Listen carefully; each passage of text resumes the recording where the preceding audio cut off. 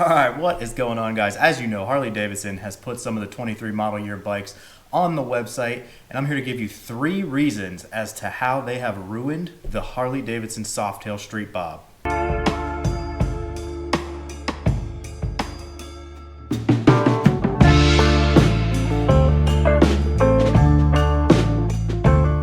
Alright everybody, what is up? What is up? As always, thanks for stopping by to another video today. As you can see, we are coming to you from a different location now. We've got a new spot here in the wood shop for some of our videos off the bike. As you know, it's just about the middle of January now, and riding really starting to slow down here in the Philadelphia area. So I'm excited to get this new spot to bring some new videos to you here from the wood shop when we're not on the bike. But anyways, like myself, I'm sure you have all had a chance now to review the Harley Davidson website. Obviously, we've got a lot of the 2023 model year bikes up there. And as I took a visit to the site and I was scrolling around, obviously trying to get myself familiar with, what's new colors, new prices, things like that. Obviously, there was one thing that really stood out to me with one of the models, and that's obviously the Softail Street Bob. Not only because I've always been super interested in that bike, obviously I have one. I have a 2022 Harley Street Bob in the red line red color. So that was obviously one of the first bikes that I kind of gravitated towards on the website when I saw that the new ones were released. And there was a couple things that really stood out to me in comparison with that bike to some of the other bikes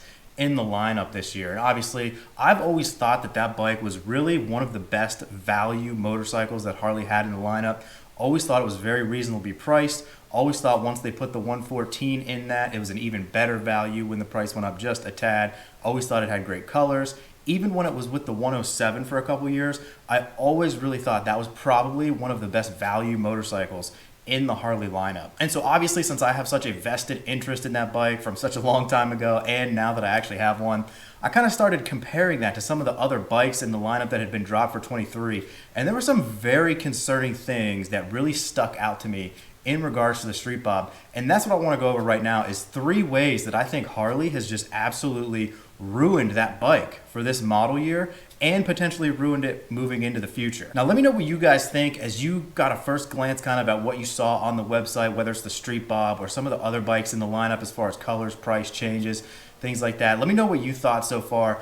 Obviously, some of these 3 things that I'm going to run through on my thoughts on the Street Bob and how I think Harley has kind of ruined that motorcycle for the future and the present are going to be a little bit subjective, some of my own thoughts and opinions. But as you hear these 3 things, let me know down in the comments if you agree with any of them or disagree. Starting off with number 1, the first thing that really stood out to me was the colors of the Street Bob. So this year with model year 23, we've only got 3 different colors. So looking back to previous model years, I had always been a really big fan of the paint schemes and the badging of the Street Bob. If you look at what the Street Bob was from about 2018 to 2020 when it had the 107 in it, it had the very simple Harley Davidson badging, a lot of just very solid, simple colors. You had like a spruce green, vivid black, billiard blue. You had some other ones mixed in there, a couple two-tones, couple denim colors as well. I was always a big fan of that as a stripped-down, simple bob or cruiser. Keep the badging simple, keep the colors simple as well. Then obviously they switched that up a little bit when we come into 2021 when they added the 114 into it. They obviously moved to that one graphic that was painted onto the tank there. And then some of the colors started to change a little bit as well. Also, you had the vivid black with the orange. You had the white with the black, which I thought was great. You had the deadwood green with black, which also loved that. Then in 2022, obviously they came up with the fastback blue, the red line red, which I have. And that's when I think it started to take a little bit of a turn there. The blue, I wasn't the biggest fan of. Initially, the red, I wasn't the biggest fan of. Now, obviously, I do own the red line red model. It did grow on me after a little while. But even then, I'll be honest, it's not necessarily my favorite color that they've ever done. I'm definitely kind of an all black type of guy. But it has grown on me a little bit. But with that said, I honestly think that Harley really missed the mark with the colors this year. You only have 3 options. Obviously, you've got the vivid black with the orange graphic. You've got the red line red with the black graphic. And then you've got this new industrial yellow color, which I think is just, I'm sorry, this is just my opinion, totally way off base. Like, to me, this color is just absolutely atrocious. And I'm sorry if anybody out there likes it or plans on buying one of these. The yellow is just, I don't know, I just can't stomach it. I don't think it looks good at all. I have seen some pictures of it online that kind of make it look a little bit better. It kind of looks like a dull banana butter type color. It looks a little bit brighter online in the pictures, but Honestly, I just think they really missed the mark with industrial yellow. They also have a Road King in industrial yellow, and that's just way too much pop, way too much color. Also, I think the graphic has run its course as well. You see Harley kind of switch up, the colors and the graphics and badging and things kind of every couple of years. This is the third year going into it. I think it's time to switch up that graphic a little bit. Again, a little bit of this is subjective because it's, it's colors, opinions, it's graphics, it's design, things like that. To me, I think they really missed the mark by only having these three colors, black, red, and yellow. Though yellow is terrible, I don't know how they're going to sell any of that, in my opinion. Let me know what you guys think. If you disagree with me down there, some people I have seen have liked it, but I got to be honest, I hate it. I think they're kind of sabotaging the Street Bob and kind of limiting themselves with these random, ridiculous colors that are only available now.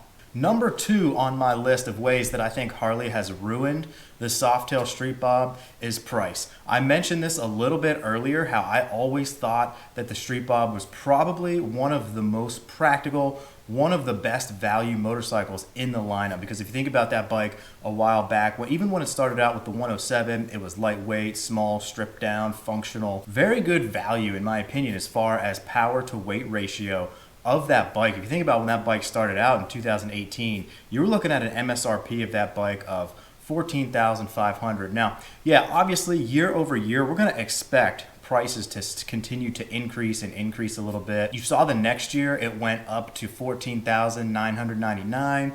Then obviously you see when they put the 114 in it, yeah, you're going to expect another price increase there as well. Which from there, once it got the 114, it went up to 15,400. Still, I felt like a pretty good value there. Still felt like that was pretty reasonably priced in comparison to other models in the lineup and other competition from other brands. But as you can see now on Harley's website, the 2023 model year Harley Street Bob now comes in at $16,599. Okay, so that's an almost $1,200 increase from the previous year for the exact same bike. Even, I might add as well, with, in my opinion, less good color options, as we just previously discussed. Now, I did do a quick comparison of other bikes across the Harley Davidson lineup that they had released so far for 23.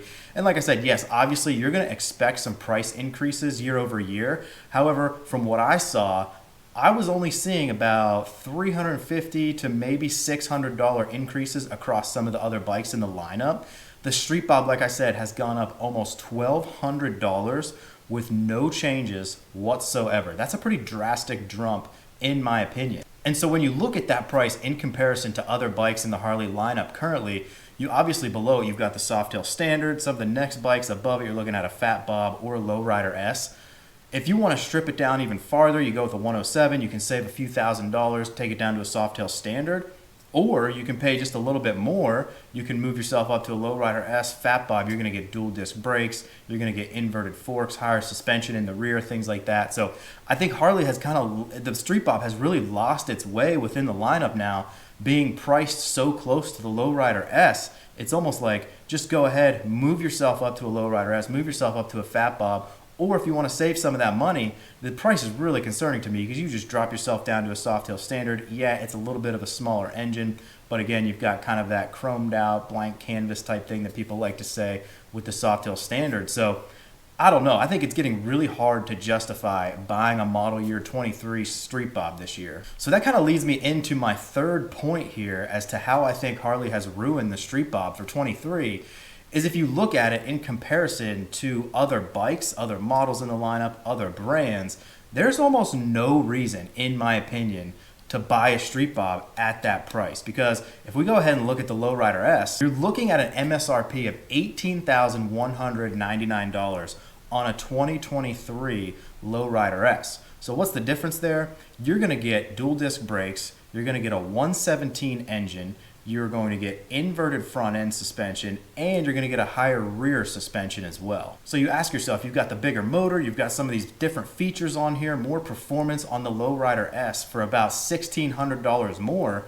It's like, why not just bump yourself up? Unless you're really set on that look and style and feel of the Street Bob. Honestly, in my opinion, like I said, there's almost no reason to even consider that bike. Just bump yourself up right up to a lowrider S with all those additional features. And then if you start to look at some of the competition from Indian, for example, the Chief, I would consider these very identical bikes. We'll pop a couple pictures comparing those of the Street Bob and the Chief up there.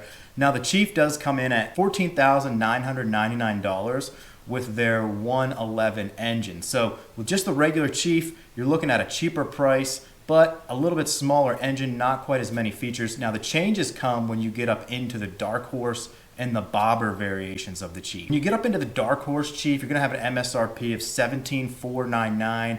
When you get into the bobber Dark Horse, you're looking at about 20 grand, but you are getting the 116 engine from Indian on those, and you are getting their pretty advanced digital gauge with that TFT display, navigation, Bluetooth, all of those things. So again, you climb just a tad in price, you get a little bit more power from Indian, you get more technology from Indian. Again, the Street Bob, in my opinion, kind of loses its way and gets a little bit mixed up at that price point with these other options from Harley with a Lowrider S or the Chief from Indian, for example. So those are three ways that I think really has kind of ruined or sabotaged the Street Bob this year. Again, that's one of my favorite bikes in the lineup.